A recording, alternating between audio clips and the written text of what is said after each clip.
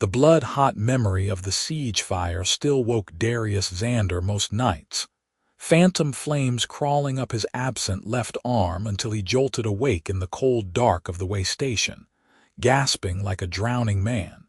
Tonight was different. Tonight the pounding came not from inside his skull, but from the heavy oak door, and the storm beyond it howled like all the winter winds had gathered to test the strength of his walls. He rose from his cot by the kitchen hearth, pulling his wool shirt closed with his one good hand, and crossed the main room of the waystation in bare feet. The fire in the great stone hearth had burned low, and the shuttered windows rattled in their frames. "Open up," called a voice from outside, rough and feminine and urgent. "I have silver and I need shelter." Darius lifted the bar with practiced ease, bracing the door with his shoulder as he pulled it inward against the wind. Snow swirled into the room like ghosts, and with it came a figure wrapped in a heavy traveling cloak, ice crusted on the wool. The figure stepped inside and pushed back her hood, and Darius found himself looking up slightly at an orc woman with green skin that gleamed in the low firelight, small tusks curving up from her lower jaw, and dark eyes that fixed on him with startling intensity. He had not seen an orc in 3 years, not since the war. "The storm caught me on the road," she said, stamping snow from her boots. She was not hulking or massive as the old stories painted orcs, but she was strong-shouldered and lean-muscled beneath her traveling leathers, built like a runner or a swordswoman. "I can pay for a bed and a hot meal, if you have either." Darius closed the door and dropped the bar back into place. His heart was beating too fast, old war memories rising like bile, but his face stayed neutral. This was a waystation. He had sworn an oath when he took the charter from the crown that he would give shelter to any traveler who asked and paid, regardless of race or history.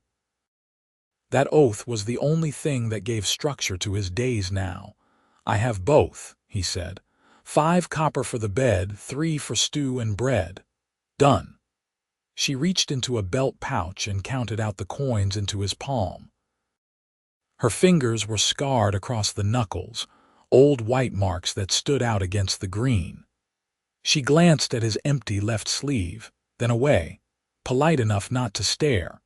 He pocketed the coins and moved to the hearth, building up the fire with split logs from the wood box. The orc woman unbuckled her cloak and hung it on one of the pegs by the door, then began working at the buckles of her leather gauntlets. Darius fetched the iron pot from its hook, ladled in yesterday's stew from the cold cupboard, and set it to warm over the flames. The silence between them was thick and strange, weighted with unspoken things. "My name is Fenna Varak," the orc woman said at last. She had gotten one gauntlet off and was working on the second. "I am traveling south to the border forts. I heard they were hiring scouts." "Darius Xander," he replied. He did not offer more. The less said, the easier the night would pass. Fenna got the second gauntlet off and set the pair on the long table that ran down the center of the room. Then she moved to the fire, holding her bare hands out to the warmth. The light caught the scars on her palms and fingers, a cross hatching of old cuts and one long burn that ran from her right wrist up past where her sleeve covered.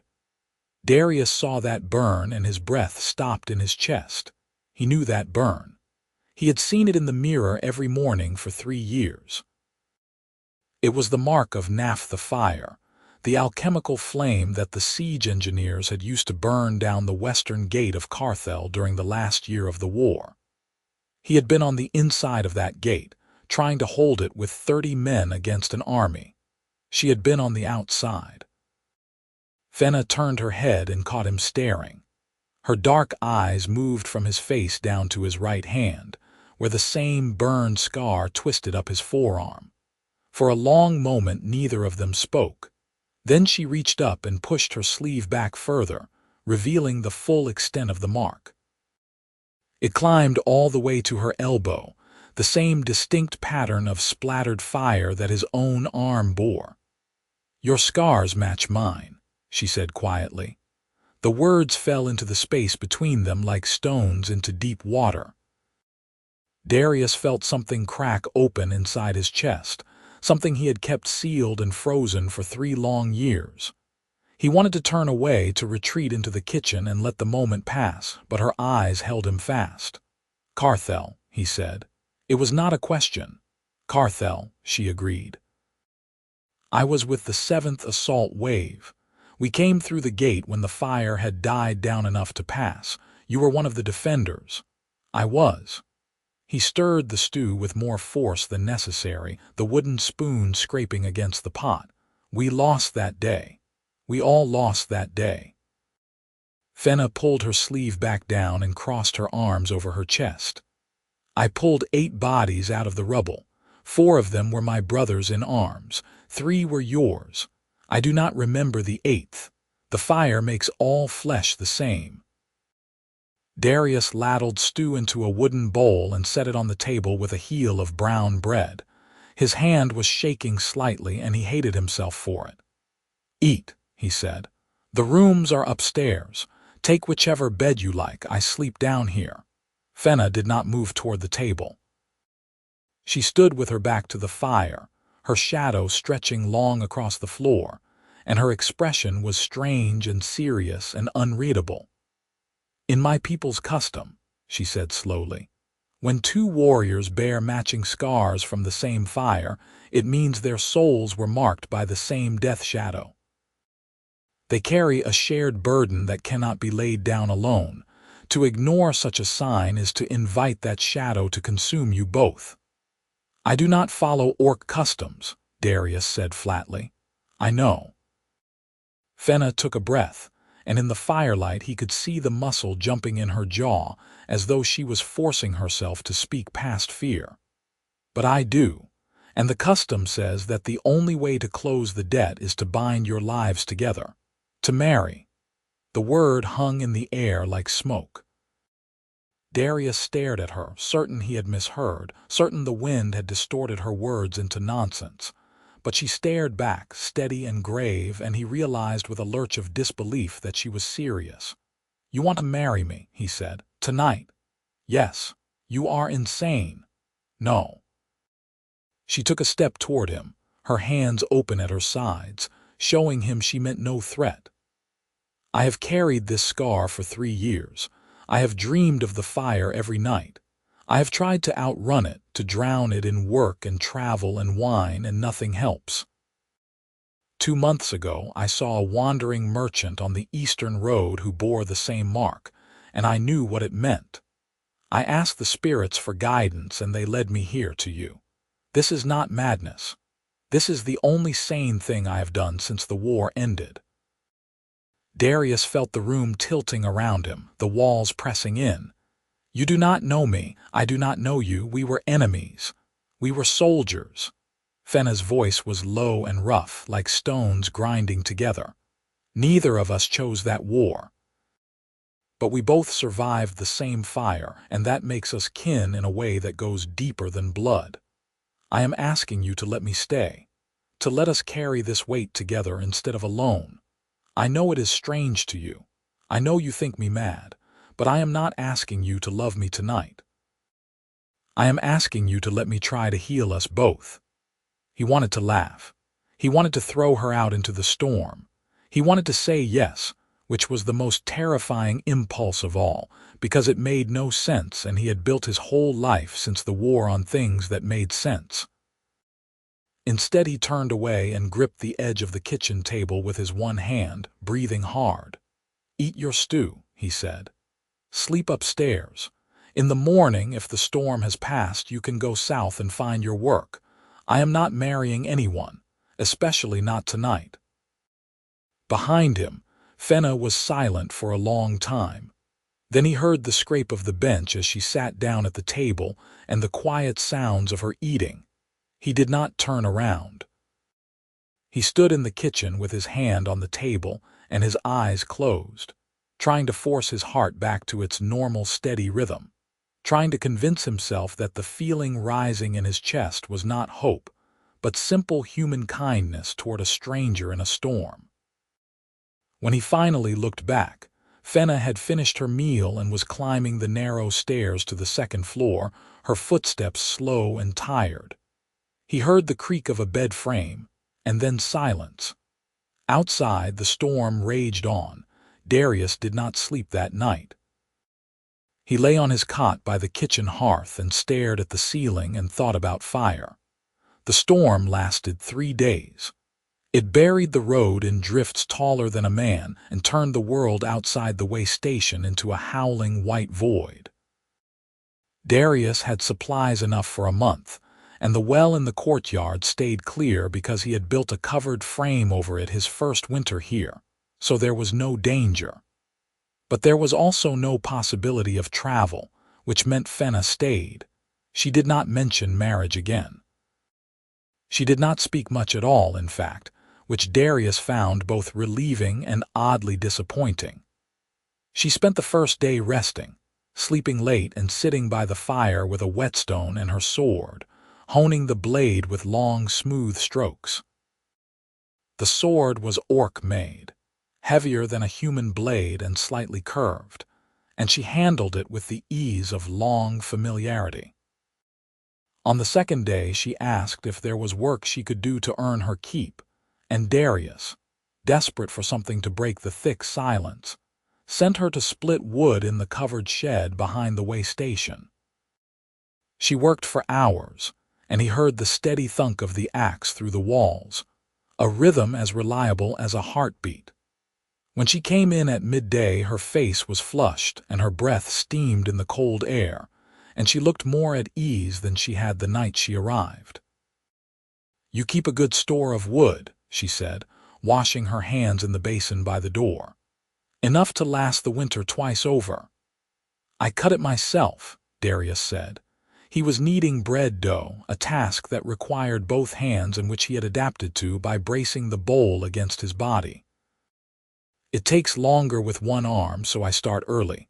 Fenna dried her hands and came to stand by the table, watching him work. "You manage well." "I've had 3 years to learn." He punched the dough down and turned it, feeling the resistance under his palm. "The first winter I nearly starved because I could not do half the tasks I needed to. The second winter I figured out how to adapt. This is my third. You came here after the war. After they discharged me from the army, yes. The Crown grants waystations to veterans who can no longer serve. It is a kind of pension." He shaped the dough into a round and set it in the pan to rise. "Not a generous one, but it keeps me fed. Do you like it here?" It was such a simple question, and yet it landed like a blow. Darius paused with his hand still on the dough, and for a moment he could not speak. Did he like it here? He had not asked himself that in 3 years. He had simply existed day by day, task by task, holding himself together with routine and silence. "It is quiet," he said at last. "That is enough." Fenna nodded slowly. She did not press. Instead, she moved to the window and looked out at the storm, her reflection ghostly in the frost-rimmed glass. "I have not had quiet since the war ended," she said.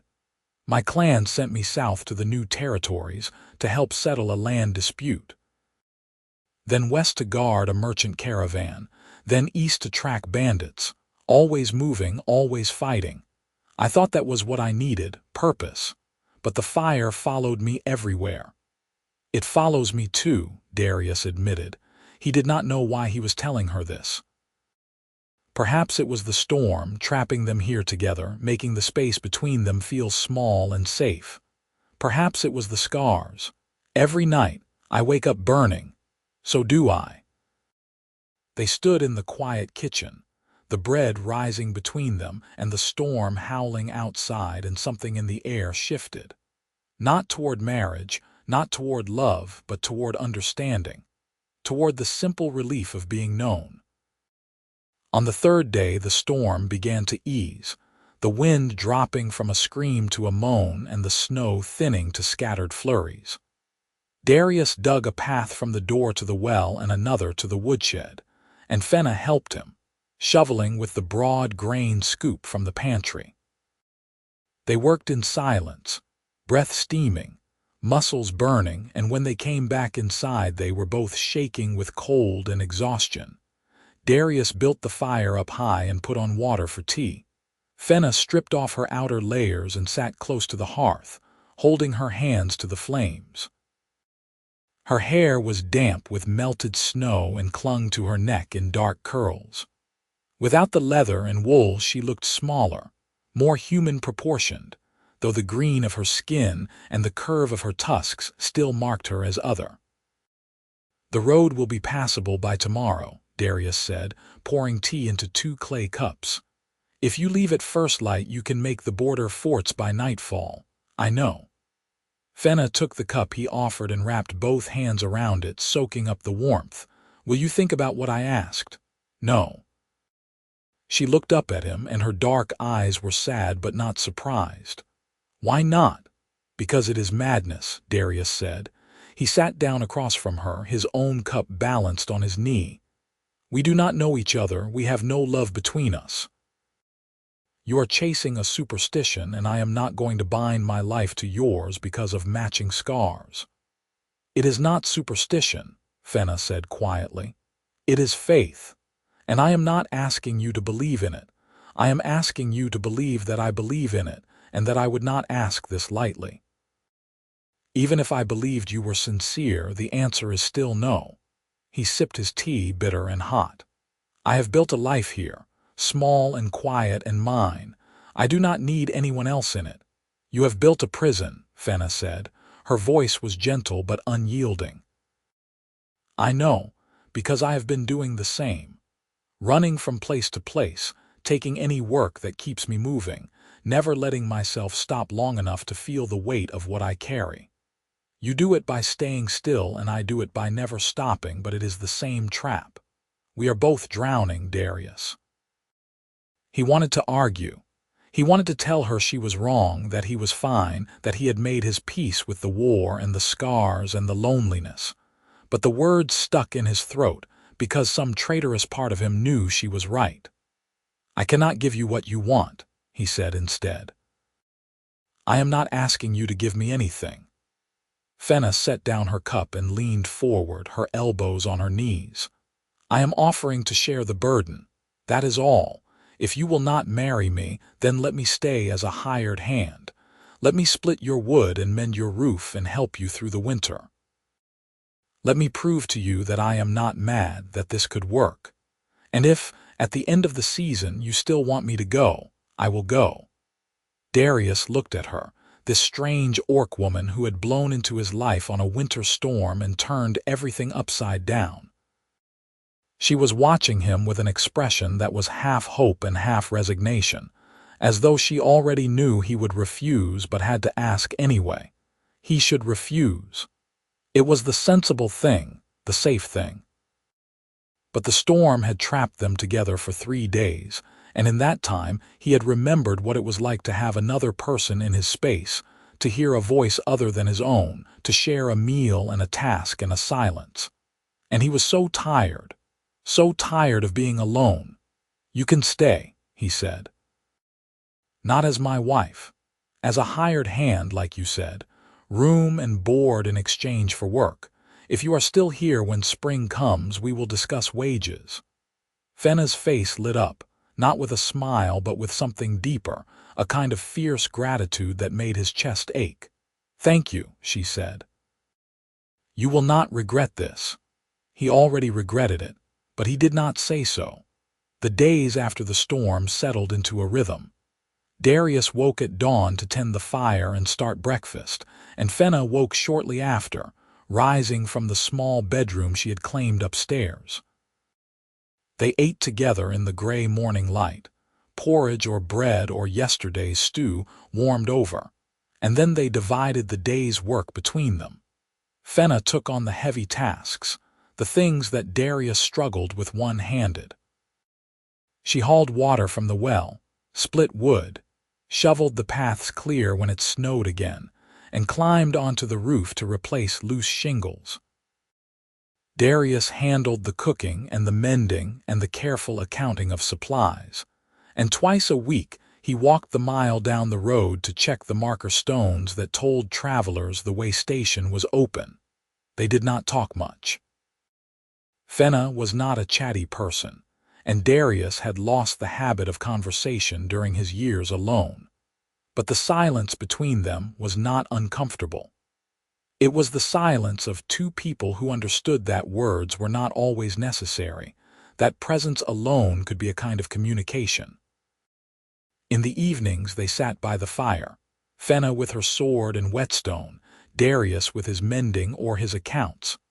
Sometimes Fenna would hum, low and tuneless, an orc song that had no words. Sometimes Darius would read aloud from the one book he owned, a collection of old folk tales, and Fenna would listen with her eyes closed, her hands still on the blade. It was, Darius thought, almost peaceful, and that terrified him, because peace was not something he had expected to feel again. Peace was not something he deserved, not after the things he had done in the war, not after the men he had lost. And yet here it was, creeping into the edges of his life like dawn creeping over the mountains, soft and inexorable. A month after Fenna's arrival, a merchant caravan came through, 6 wagons pulled by oxen and guarded by a handful of tired-looking men. They stopped at the waystation for the night, and Darius and Fenna fed them stew and bread and rented out every bed in the house. The merchants were friendly enough, grateful for the shelter and the hot food, but their guards watched Fenna with suspicion and kept their hands near their weapons. Darius saw the way she held herself through the evening, her shoulders tight and her jaw set, and he felt a flicker of anger on her behalf. She had done nothing to earn their distrust, except be born with green skin and tusks. One of the guards, a tall man with a scar across his cheek, leaned over to Darius while Fenna was upstairs checking the rooms. "You sure it is safe, keeping an orc around?" he said in a low voice. "I heard they cannot be trusted." "She is my employee," Darius said coldly. "And she is more trustworthy than half the humans I have met." The guard shrugged and said nothing more, but Darius saw the way his eyes followed Fenna when she came back downstairs, and he did not like it. That night, after the merchants and their guards had gone to bed, Darius found Fenna sitting outside on the bench by the door, wrapped in her cloak and staring up at the stars. The air was bitterly cold and her breath rose in pale clouds. "You will freeze out here," he said. "I needed air," she replied. She did not look at him. "I am used to people watching me like I am a wolf in their chicken coop, but it does not get easier." Darius sat down beside her, close enough that their shoulders almost touched. "For what it is worth," he said, "I do not think you are a wolf." "What do you think I am?" He considered the question. In the starlight her profile was sharp and strong, her tusks small and neatly curved, her eyes dark and tired. "I think you are someone who has been carrying a weight too heavy for one person," he said. "Same as me." Fenna turned to look at him, and the expression on her face was complicated, layered with surprise and something that might have been affection. "You are not what I expected," she said. "Neither are you." They sat together in the cold until the chill drove them back inside, and when they parted for the night, Darius felt the warmth of her presence lingering, like the memory of sunlight on skin. Winter deepened. The snows came heavier and more often, and the road became impassable for weeks at a time. No travelers came, and the waystation felt like the only place in the world, isolated and quiet and strangely safe. Darius found himself watching Fenna when she did not notice. The way she moved, economical and precise, no wasted motion. The way she hummed while she worked, those tuneless orc songs that made the air feel less empty. The way she sometimes paused in the middle of a task and stared at nothing, her eyes distant, and he knew she was back in the fire, same as him. He did not let himself think too hard about what it meant, this growing awareness of her. He told himself it was only natural that anyone would notice another person after weeks of close quarters. But the truth was creeping up on him whether he wanted it or not. The truth was that he liked having her here, that he looked forward to the sound of her footsteps on the stairs in the morning, that the waystation felt less like a prison and more like a home. One night in the middle of winter, Darius woke to the sound of screaming. He was on his feet before he was fully awake, his heart hammering, his hand reaching for the knife he kept by his cot. Then he realized the sound was coming from upstairs, and it was not a scream of pain but of terror. He took the stairs 2 at a time, moving faster than he had in years, and burst into Fenna's room. She was sitting up in bed, tangled in her blankets, her eyes wide and unseeing. She was gasping for air like a drowning woman, and her hands were clawing at her arms as though trying to put out flames. "Fenna," Darius said, crossing to the bed. "Fenna, wake up." She did not hear him. She was somewhere else, somewhere burning. He reached out and gripped her shoulder with his one hand, shaking her gently. "Fenna, it is a dream. You are safe. Wake up." Her eyes focused on him, and for a moment she did not seem to recognize him. Then awareness crashed back and she gasped, pressing both hands over her face. "I am sorry," she said, her voice muffled and shaking. "I am sorry. I did not mean to wake you. It is all right." Darius sat down on the edge of the bed, suddenly aware that he was in her room in the middle of the night, wearing only his nightshirt. But she looked so shattered, so lost, that he could not bring himself to leave. "I have the same dreams. I know what it is like." Fenna lowered her hands. Her face was wet with tears, and in the dim light from the hallway she looked very young. "I was back at the gate," she said. "We were pouring the fire through the breach and I could hear them screaming inside and I could not stop. I had my orders and I could not stop." "I know," Darius said. And he did. He had heard his own men screaming as the fire took them, and he had not been able to save them. The helplessness was worse than the pain. "Do you hate me?" Fenna asked quietly. "For what we did to you?" "No." The answer came without thought, and as soon as he said it, he knew it was true. "I do not hate you. You were following orders, same as I was. The people I hate are the ones who gave those orders. The nobles who started the war over trade routes and taxes, who sent us to kill each other and then went home to their manors and their feasts while we buried our dead." Fenna nodded slowly, and some of the tension went out of her shoulders. "In my clan," she said, "there is a saying. The fire does not choose who it burns. It is the hand that lights it that bears the guilt. I like that saying." She wiped her face with the back of her hand, and a faint, fragile smile touched her mouth. "Thank you for waking me. Anytime." He stood to go, but her voice stopped him. "Darius." "Yes. Will you stay? Just for a little while." He should have said no. It was improper and strange and too intimate for what they were to each other. But the look on her face, raw and vulnerable, broke something open inside him. He sat back down on the edge of the bed, and after a moment's hesitation, he reached out and took her hand in his. Her fingers were cold, and they closed around his with desperate strength. They sat like that until her breathing steadied and her grip loosened, and then Darius eased her back down onto the pillow and pulled the blanket up over her shoulders.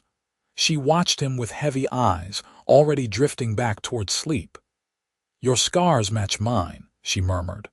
"I know," he said. "Maybe that means something. Maybe it does."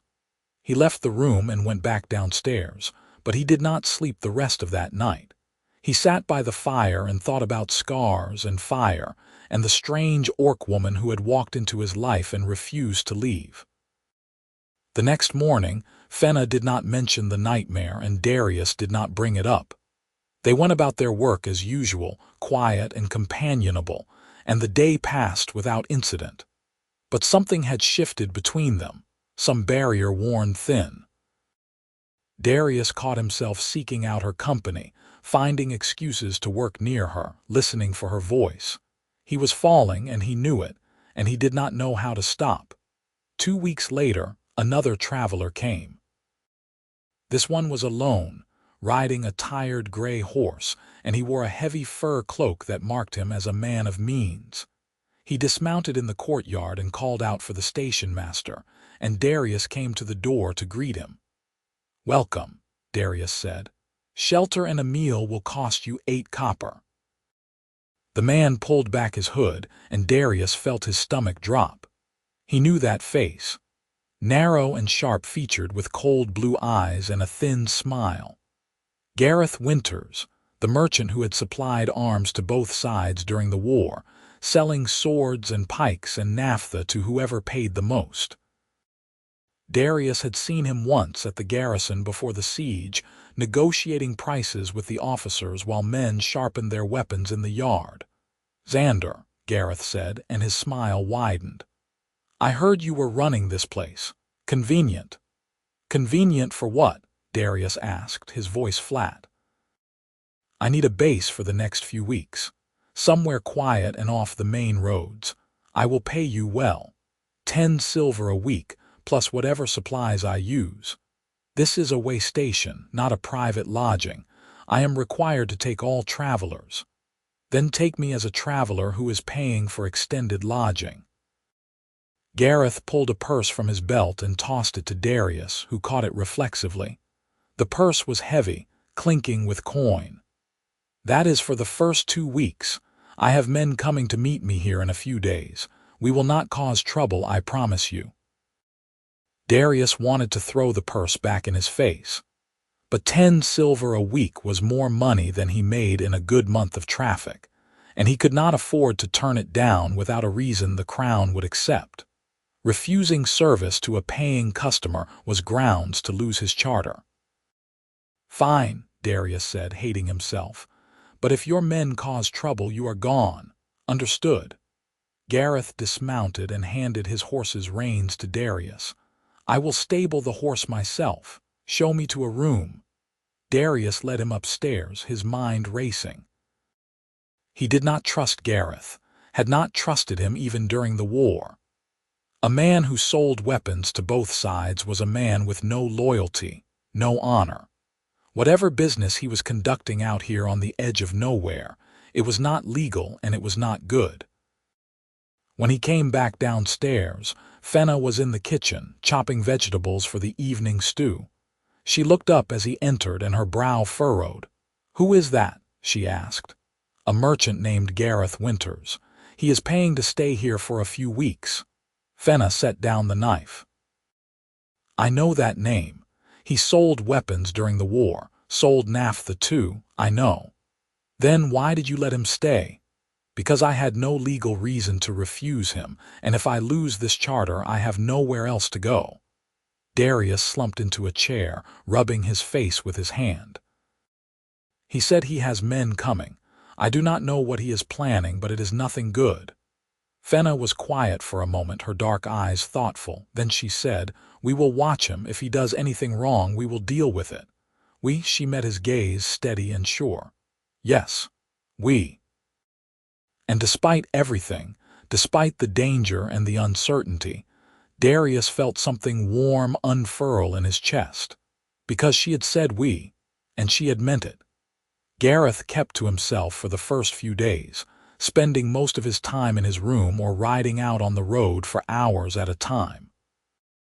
When he was at the waystation, he was polite enough, paying for his meals and thanking Darius for the service. But there was something oily and false in his manner that set Darius's teeth on edge. Fenna watched him with the same mistrust Darius felt, and twice Darius caught her following Gareth outside, keeping to the shadows, her hand on her sword. They did not speak of it, but the unspoken alliance between them solidified into something stronger, something that felt almost like partnership. On the 4th day, Gareth's men arrived. There were 5 of them, hard-faced and heavily armed, and they rode into the courtyard like they owned the place. Darius met them at the door and quoted the standard rates, and the leader, a scarred man named Palak, paid without argument. That night the waystation felt crowded and tense, the air thick with unspoken threats. Gareth and his men ate at the long table, talking in low voices, and Darius served them stew and bread and tried to catch what they were saying. He heard fragments, pieces of a plan. Supply cache. Border patrol. Distraction. None of it made sense yet, but it made his skin crawl. Fenna stayed in the kitchen, out of sight, and Darius was grateful. He did not want Gareth's men looking at her the way the caravan guards had. After the men had gone to bed, Darius and Fenna sat by the fire and spoke in whispers. "They are planning something," Darius said. "I heard them talking about a supply cache and a border patrol." "There is an old fort about 5 miles south," Fenna said. "It was used as a depot during the war. After the treaty, the Crown ordered it abandoned, but I heard rumors that some of the supplies were never accounted for. Weapons, mostly, and naphtha." Darius felt cold spread through his chest. "You think Gareth is going after the cache?" "I think he knows where it is and he is planning to take it. If he sells those weapons to raiders or smugglers, people will die, maybe a lot of people. Then we have to stop him." Fenna looked at him and her expression was fierce. "Yes, we do." They spent the next 2 days watching and listening. Gareth and his men came and went, and on the second day they rode south in a group, loaded with empty packs and tools. Darius and Fenna waited until they were out of sight, and then they followed on foot, moving through the snow-covered trees like ghosts. The old fort was half buried in snow, its walls crumbling and its gate hanging open. Gareth and his men were inside, working to pry open a sealed cellar door with crowbars. Darius and Fenna crouched in the tree line and watched, their breath steaming in the cold. "We cannot let them take the cache," Fenna whispered. "But there are 6 of them and 2 of us." "Then we do not fight them head-on," Darius said. "We wait until they leave and then we destroy the cache. If the weapons are gone, they cannot sell them. That is a lot of naphtha to destroy. It will burn hot and fast." "I know." Darius met her eyes and he saw his own fear reflected there. "But it has to be done." They waited until Gareth and his men had finished loading their packs and ridden back toward the waystation. Then they slipped into the fort and down the cellar stairs. The cache was bigger than Darius had expected, crates stacked floor to ceiling, filled with swords and pikes and clay jars of naphtha.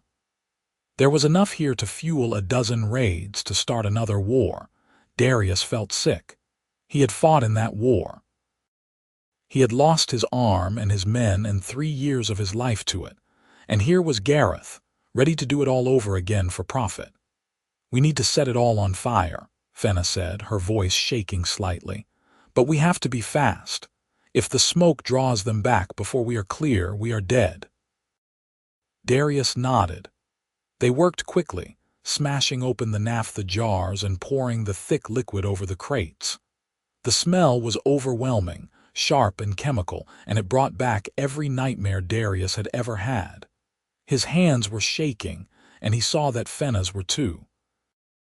When the cellar was soaked, Darius pulled out his flint and steel. He looked at Fenna and she looked back, and for a moment they were both frozen, remembering the fire that had scarred them both. "Together," Fenna said. "Together," Darius agreed. He struck the flint and the spark caught. The naphtha went up with a roar and they ran.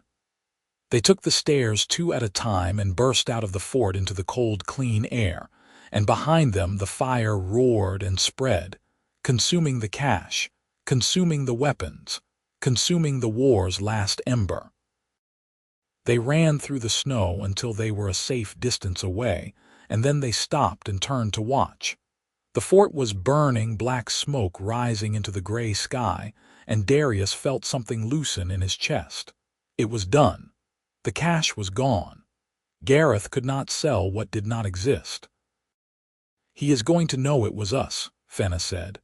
"I know. He will come after us. Let him."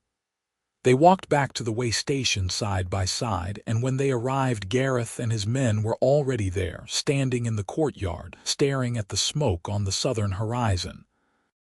Gareth's face was red with fury, and when he saw Darius, he crossed the yard in 3 long strides and grabbed him by the shirt. "You burned it," he snarled. "You burned my cache." "It was not your cache," Darius said coldly. "It belonged to the crown, and it was abandoned after the war. You were planning to steal it and sell it. That makes you a thief and a traitor."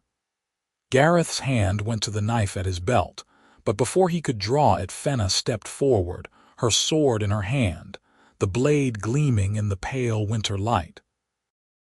"Touch him and I will gut you," she said, her voice low and deadly. Gareth looked at her and at the sword, and at the 5 men behind him who were suddenly looking uncertain. He let go of Darius and stepped back, his face twisting with rage. "You have no idea what you have done," he said. "That cache was worth a fortune. I had buyers waiting." "Good," Darius said. "I hope they are very disappointed." Gareth spat in the snow. "You think you have won? You are nothing. A crippled soldier and a savage orc hiding out in the middle of nowhere. I will make sure everyone knows what you did. I will ruin you." "Get off my land," Darius said. "Now."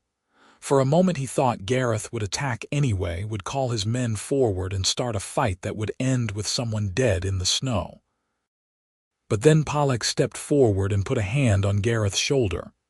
"It is not worth it, boss," he said quietly. "The cache is gone. We cannot sell ash." Gareth shook him off, but he turned and stalked toward his horse. His men followed, and within minutes they were riding north up the road, leaving deep tracks in the snow. Darius watched them go, his heart still pounding, his breath coming fast. When they were out of sight, he turned to Fenna, and she was looking at him with an expression he could not quite read. "You called me your partner," she said. "I did not. You said us. When you told him we destroyed the cache, you said us." Darius opened his mouth to deny it and then stopped, because she was right. He had said us and he had meant it. Somewhere over the past months, without him noticing, they had stopped being a waystation master and his hired hand and started being something else. Something that felt like a team, like kin, like partners. "I suppose I did," he said. Fenna stepped closer, and her eyes were bright with something that might have been tears or might have been relief. "Your scars match mine," she said.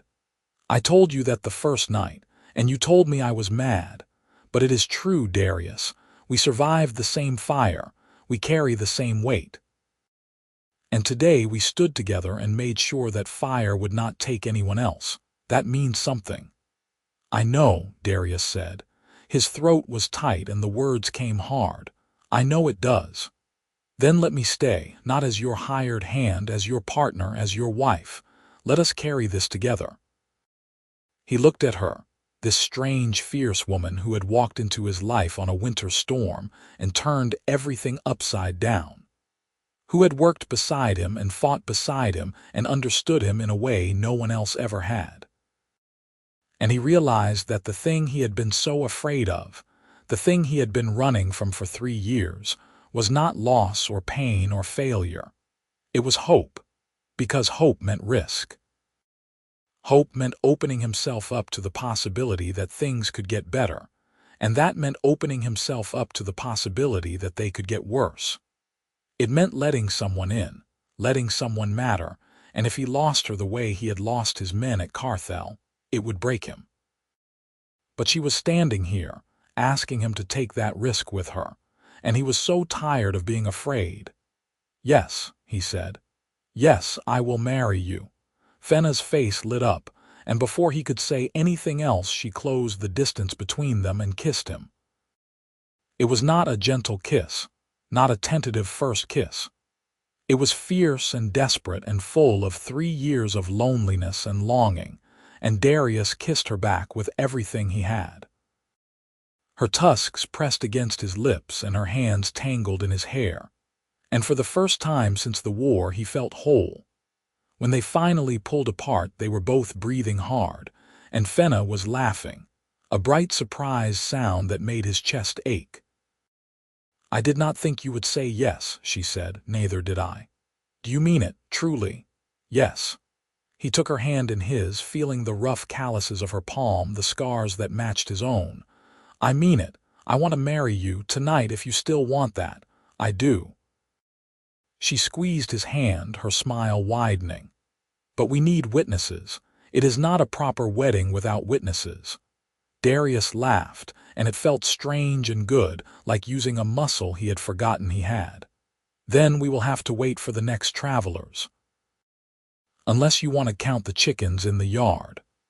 "I do not think the chickens will do." They went inside, and Darius built up the fire while Fenna made tea, and they sat together by the hearth and talked about the future. Not in grand terms, not in sweeping declarations, but in small practical things. How they would manage the waystation together, whether they wanted to plant a garden in the spring, what they would name the hypothetical chickens Fenna was threatening to get. It was ordinary and domestic and perfect, and Darius felt the last of his walls crumbling away. He had been so afraid of this, and now that he was here, holding her hand and planning a life together, he could not understand why. She was not going to break him. She was going to hold him together. 2 days later, a group of travelers came through, a family heading south to visit relatives. They were cheerful and grateful for the shelter, and when Darius asked if they would be willing to witness a wedding, they agreed with enthusiasm. The ceremony was simple. Darius and Fenna stood by the fire, holding hands, and spoke the words that would bind their lives together. In the human tradition, they promised to care for each other in sickness and health, in plenty and want. In the Orc tradition, Fenna spoke the old words about shared scars and shared souls, about carrying burdens together that no one could carry alone. When it was done, the travelers cheered, and the father of the family produced a flask of whiskey and passed it around. They toasted the new couple, and someone played a jaunty tune on a tin whistle, and Fenna pulled Darius into an awkward laughing dance by the fire. That night, after the travelers had gone to bed and the waystation was quiet, Darius and Fenna lay together in his small room downstairs, wrapped in blankets and each other. The fire burned low, and outside the winter wind sang against the walls, but inside it was warm and safe. "You regret it?" Fenna asked, her head on his shoulder. Darius thought about the question, turning it over in his mind. He thought about the fear he had carried for 3 years, the loneliness, the way he had built walls around himself and called it peace. He thought about the way Fenna had walked into his life and refused to leave, the way she had worked beside him and fought beside him and understood him without needing him to explain. "No," he said, "I do not regret it." "Good," she said, and he could hear the smile in her voice. "Because I have wanted this since the night we met. You are very stubborn." "I know. It is one of my best qualities." He laughed and kissed the top of her head and held her close as the fire burned down and sleep crept in. Spring came slowly to the high country, the snow melting in patches and the roads turning to mud. Travelers began to come through more frequently, and Darius and Fenna fell into an easy rhythm of running the waystation together. Fenna handled the heavy work and the accounts, having a better head for numbers than Darius had expected, and Darius managed the cooking and the guest relations. They worked well together, each filling in the gaps the other left, and the waystation prospered. Word spread, as it always did on the road, that the waystation on the old war road was run by a human veteran and his orc wife. Some travelers came because they were curious. Others came because they had nowhere else to go, because they too were outcasts or misfits, and they had heard that Darius and Fenna did not turn anyone away. The waystation became a place of refuge, a small bright spot in a world that was still healing from the war. In late spring, Fenna discovered she was pregnant. She told Darius one morning over breakfast, setting down her porridge and looking at him with a mixture of excitement and fear. "I am going to have a baby," she said. Darius stared at her, his spoon halfway to his mouth, his mind suddenly blank. Then the words sank in and a slow smile spread across his face. "A baby," he said. "Yes, our baby." "Yes, Darius, our baby. Are you all right?" He set down his spoon and crossed to her, pulling her into his arms and holding her tight. "I am better than all right," he said. "I am terrified and happy and I have no idea what I am doing, but I am better than all right." She laughed, and he felt the sound of it vibrate through her chest and into his. "Good," she said, "because I am terrified too." They spent the rest of the morning talking about the future, about the baby, about what kind of parents they wanted to be. They talked about names, and whether the child would have green skin or fair skin or something in between, and whether they would need to build an addition onto the waystation to make room for a growing family. In the end, they decided to wait and see, to take things as they came. They had both spent too much time trying to control the future, and it had not served them well. Better to meet each day as it arrived together. The baby was born in early winter, a healthy boy with green-tinged skin and his mother's dark eyes. They named him Quentin, and he had a strong set of lungs that he exercised frequently in the middle of the night. Darius, who had been afraid he would be a terrible father, found that he loved it, the weight of his son in his arms, the smell of milk and sleep, the tiny perfect fingers that wrapped around his thumb. Fenna recovered quickly from the birth, and within a few weeks she was back to work, carrying Quentin in a sling across her chest while she chopped wood or mended the roof. Darius worried that she was pushing herself too hard, but she only laughed and told him that orc women did not sit idle. The waystation became a place of laughter and chaos and unexpected joy. Travelers cooed over the baby and told stories of their own children, and Darius and Fenna found themselves part of a community they had not known they were building. The road, which had once felt like a path to nowhere, became a lifeline connecting them to the wider world. One evening, when Quentin was nearly a year old and starting to toddle around the main room, a traveler came through who had news from the capital. The Crown had issued a formal pardon for all soldiers who had fought in the war, regardless of which side they had served.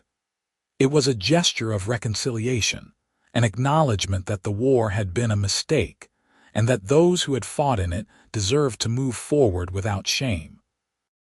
Darius read the proclamation aloud to Fenna that night, and when he finished he set the paper down and looked at her. Her face was unreadable, but he saw the way her hands trembled slightly as she held Quentin. "Does it change anything?" she asked. "No," Darius said. "Not for me. I already made my peace with the war, with you," she nodded slowly, and a tear slid down her cheek. "I am glad," she said, "because I do not need a pardon from the Crown, I only needed one from you." "You have had that for a long time," Darius said. He crossed to her and took her hand, and together they sat by the fire with their son between them, watching the flames dance and feeling the weight of the past finally lift. Years passed, and the waystation thrived. Quentin grew into a bright, curious boy with his mother's stubbornness and his father's quiet thoughtfulness. Fenna and Darius added a second room to the house, and then a third, and then they stopped counting because it did not matter anymore. The waystation was not just a building, it was a home. They had their hard days, of course. Days when old wounds ached and old nightmares returned. Days when the scars on their arms burned and they woke gasping for air. But they faced those days together, and that made all the difference. One evening, when Quentin was 5 and playing in the yard with a wooden sword Fenna had carved for him, Darius stood in the doorway and watched his family and felt a contentment so deep it almost frightened him. This was not the life he had imagined when he came to the waystation, broken and alone. This was better. Fenna came to stand beside him, leaning against the doorframe and watching their son with a soft smile. "You ever think about that night?" she asked. "The night we met, sometimes," Darius said. "I think about how close I came to turning you away. What stopped you?" "I do not know. Maybe the scars, maybe fate. Maybe I was just tired of being alone." Fenna slipped her hand into his and he felt the familiar roughness of her palm, the scars that matched his own. "I am glad you did not turn me away," she said. "So am I." They stood together in the doorway as the sun set over the mountains, painting the sky in shades of gold and crimson, and Darius thought about fire. How it could destroy and scar and leave you marked forever, but also how it could warm and light the way and bring people together in the darkness. His scars had brought him Fenna, and Fenna had brought him home. In the years that followed, Darius and Fenna welcomed a daughter named Freya, who had her father's fair skin and her mother's fierce spirit. Quentin grew tall and strong, and he helped his parents run the waystation with the easy competence of a boy who had never known a life without work and purpose. The family became a fixture on the road, known for their kindness and their hospitality, and the waystation became a landmark that travelers spoke of with warmth. Darius never regretted saying yes that night by the fire. He never regretted opening his life to Fenna, never regretted the risk he had taken on hope, because she had been right. Their scars matched, and that meant something. It meant they had survived the same fire, carried the same weight, and found each other on the other side. And together, they had built a life worth living. The seasons turned, and the waystation endured, a bright, warm spot on the old war road where the fire had finally stopped burning, and the scars had become marks not of pain but of survival. Where two broken people had found each other and made something whole. Where Darius and Fenna had found their happily ever after.